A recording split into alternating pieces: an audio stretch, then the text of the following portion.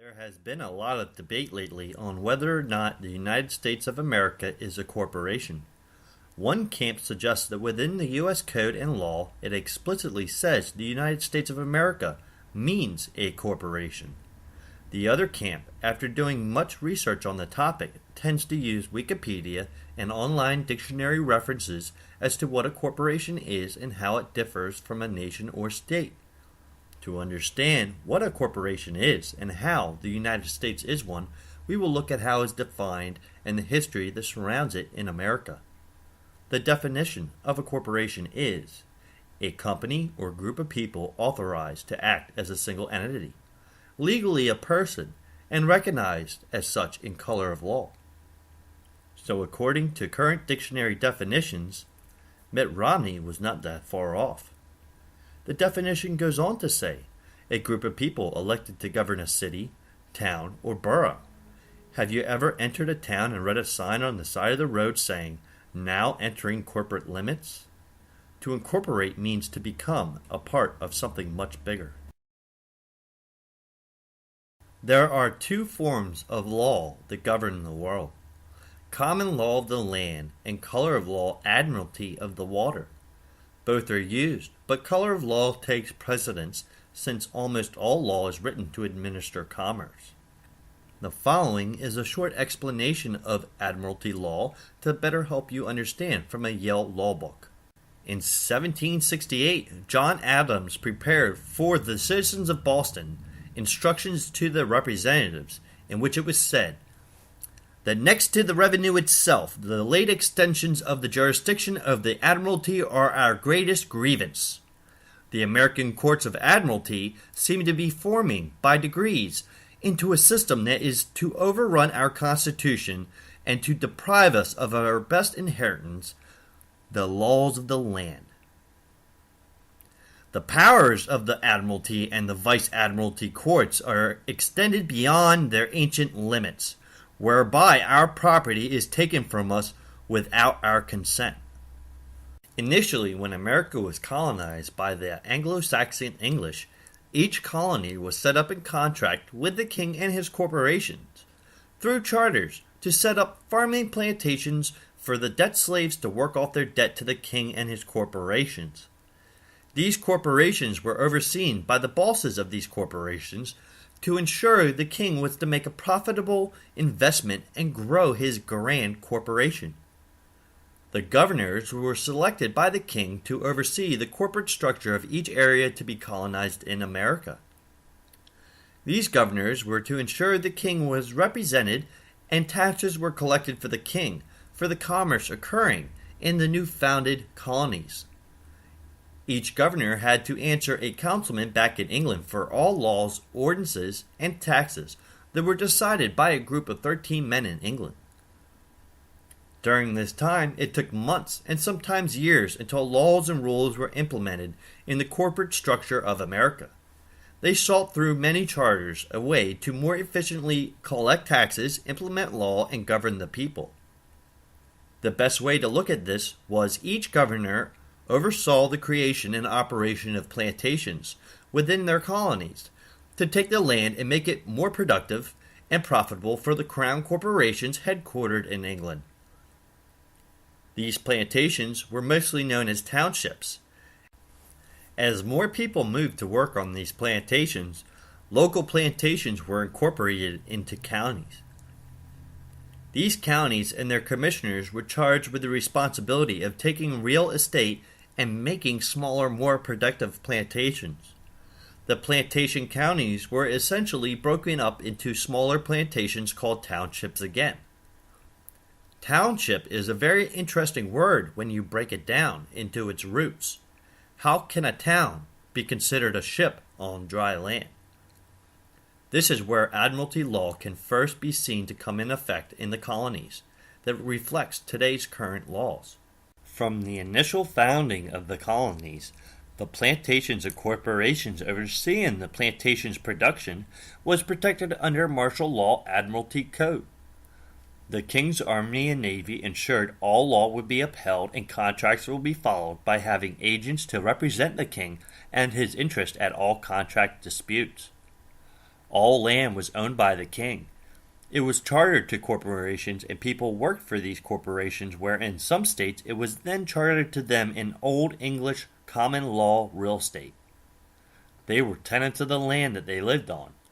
But unlike today's deeds, the deeds of this time did not state explicitly that the landowners were tenants to the king in a serfdom, feudalism manner. But they were, and that's very much correct. Our colonies were set up in a feudalistic manner and continue to function in this form of real estate today. As the corporations begged for the governance of England to be more efficient, to become more profitable, the king contracted many individual charters with the colonies, allowing them to set up corporate admiralty assemblies. These assemblies comprised of men who lived and profited from the plantations rather than someone overseas whose life was not affected by what was going on in America.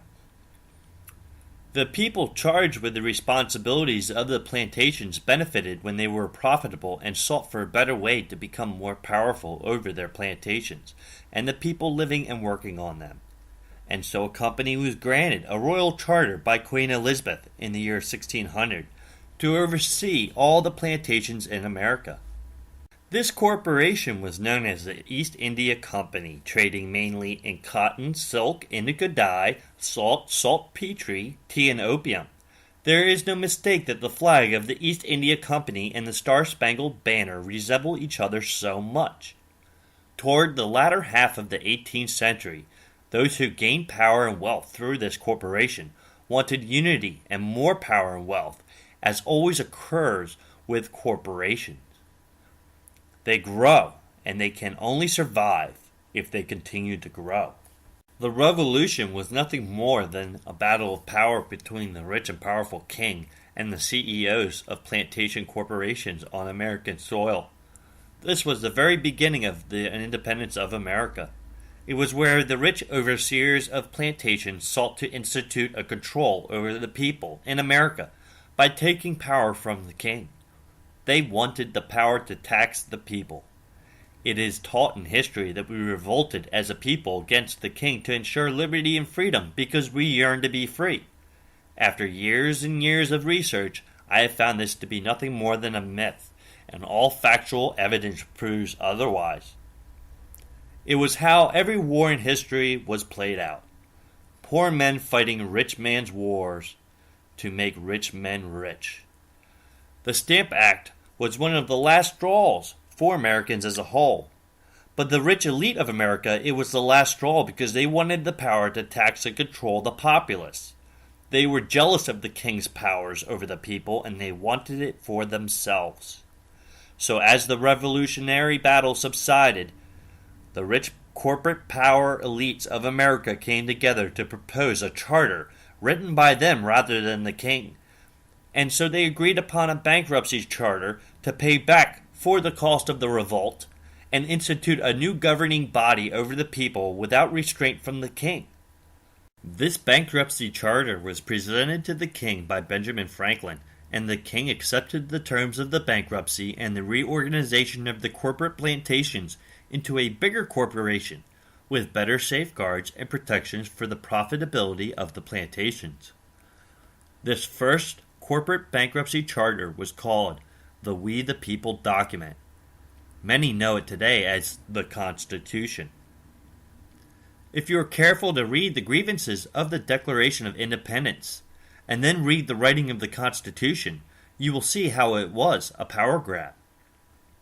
It was not a fight for independent freedom, since the very grievances in the declaration of war were rights given to the government over the American people. We the people did not stand for people who live on the land, but rather sovereign, wealthy constitutors of the contract. Those who sign the Constitution are the only ones who are party to it. This is basic contract law and has been upheld by the Supreme Federal Courts. Those who oversaw the implementation of the bankruptcy were called constitutors, and still are known as this today. They pledged the states and the land that they held as collateral for the debt to the banks that financed the revolution. The We the People group of wealthy Americans protected themselves and their wealth by pledging the land that they and all other Americans live on. What is essential for everyone to understand is that this is a hybrid corporation. It uses trust law to make business with corporate fictions, the military-industrial complex, and international banks. The beneficiaries of this trust are every single worker, boss, and Anglo-Saxon commercial fiction doing business in this corporate trust. When the bankruptcy was finishing up leading up to the War of 1812, the corporation, reorganized by President Jackson, this created an unlikely byproduct, a new term called a free man. People are now, for the first time in all of history, free of debt.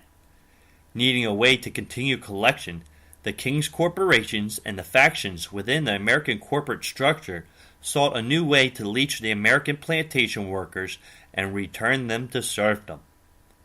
So after 100 years of weak central corporate structure, the Civil War came about to unite the states, or corporations, trusts, and commonwealths, into a one unified corporation. All power would be centralized with one authoritarian central corporate structure. Unintended consequences of the Civil War was the liberty of the slaves. The corporate plantations of America, of which many in the North began to industrialize, sought a new way to enslave men on their plantations. The 14th Amendment to the original Bankruptcy Compact was passed after a new constitution was accepted by the king after the Civil War. In order for the corporate fiction overlords to be able to do business in admiralty contract law, the corporation can only do business with other fictional corporations. So they came up with a genius plan to make free men, which were unpleasant byproducts of the original Bankruptcy Compact, enter into contracting agreements with the corporation. In order for this to happen, there had to be a crisis. 1929, the stock market crashed. As the dire financial circumstances of the corporation became clear, it went to bankruptcy again, where they pledged as collateral for the debt, since all the wealth and land was already pledged, all futures of energy that will one day be produced by the plantations and its slaves could be traded as debt instead of real money. The bankers, corporate overseers, and profiteers designed a new trust program where every single human would be entered into a corporate military-industrial complex through the Social Security system. This system is the basic structure of how the world government will implement control over the world plantation. Since 1933, when born, parents are asked to sign a birth certificate pledging ownership and creating a corporate fiction for the new labor worker, now known as a 14th Amendment citizen, entering the slave plantation. Before the baby can touch land, their foot is stamped on a certificate making them surety for the debt. First, the certificate is recorded at the county recorder. Then they send it to the Secretary of State, which sends it to the Bureau of Census of the Commerce Department. This allows the child to now become an instrument of debt for the corporation, technically a trust instrument of a 14th Amendment freed slave. This certificate is valued around $1 million and is circulated through the markets as collateral for debt on loans. This person becomes a fictional persona in commerce. This position requires that once this corporate fiction becomes matured in the market, it would have to sign a new contract with the corporate trust pledging to hold a post within the military-industrial corporation. This is what the actual purpose of the Selective Service is. Every 14th Amendment citizen is holding a post within the military. If you do not believe this, please look up USA Government and U.S. Army Duns and Bradstreet numbers. Notice the amount of employees are exactly the same. In order for the color of law contract to be viable and hold ground, the parents have to acknowledge the baby came through a birth canal and requires a birth certificate to dock with the corporation and do business. The parents have 3 days under the Truth in Lending Act to rescind their signatures, and the mother is named with her maiden name to ensure the child is considered a bastard child. Once a bastard child, they lose all rights to the corporation. Think about it. A berth is when a ship docks to do commerce. A birth canal is where the ship passes to the dock. And a birth certificate happens to be the paperwork filed when a merchant is claiming the product stored on a ship. The product of the ship is all future energy produced in commerce. Now these corporations, townships, and fascist governments have more employees working for them than within the free market. Essentially, there has never been a free market. This is why the corporate overlords always blame the free market, because they are referring to the industrialized militarism they have installed in America and around the world for hundreds of years.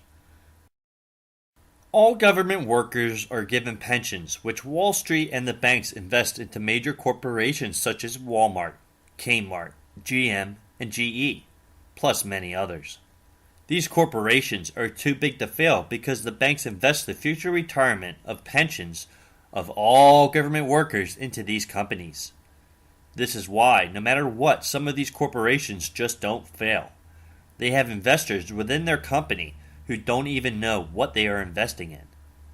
These employees and beneficiaries of the trust corporation know they are guaranteed a retirement or a future benefit from their corporate overlords. What should happen if the future is erased? Or like the fictions that operate under color of law, they are realized for being fake and make-believe. The biggest thing for people to realize is that the New World Order is not something new. This has been an experiment of control of energy and productivity of slaves on a big plantation called the United States of America. There was a plan from the beginning to make the whole world a plantation. Now that the third bankruptcy is over, the military-industrial plantation of America has merged with other corporations to install governments or corporate fictional overlords in each and every plantation on Earth. They are creating one big plantation, one which none of us can escape. So please, before you argue anymore, do some research. Here's the door. Open it if you like. Welcome, my friends, to the big plantation.